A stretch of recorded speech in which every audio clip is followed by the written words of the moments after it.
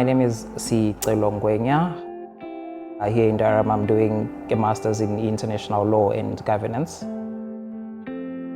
For every hero's success, there are stories behind, stories of the community, stories of the sacrifices and the support that was offered by the broader community, broader Black community.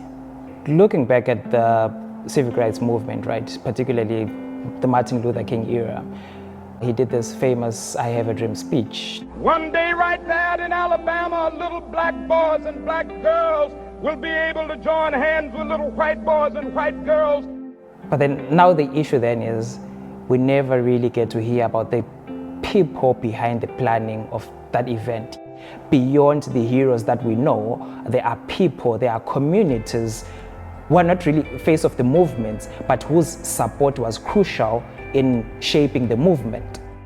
As a law student, I think one of the guys that stands out for me as the unsung hero, someone who was not really in the face of the Black civic movement, would be Clarence B. He was Martin Luther King's speechwriter.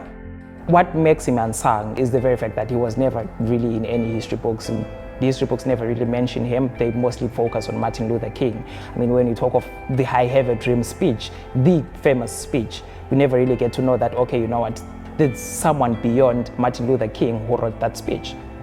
Most people assume that he wrote all these speeches alone. He wrote all these speeches himself. So yeah, I think a lot of people would be surprised that there was a man behind the man. I knew from working with him that his, I won't say problem, but challenge would be accurately, was always how to begin a speech. Just how do you start it, how to begin it. I had sat down like the night before, and I wrote out on yellow sheets of paper a text of how he might open a speech. It was given to him as a reference, not for him to use. No, I'm listening to this speech, and lo and behold, I'm listening to it. So we've come here today. And I said, oh my God, he's actually using what I had written now. Usually we associate Black History Month, or maybe that's what we've been made to understand, that Black History Month is all about zeroing in on the Martin Luther Kings, the Nelson Mandelas, and the Rosa Parks. But then one significant thing that we have to note is that there are entire communities behind those people.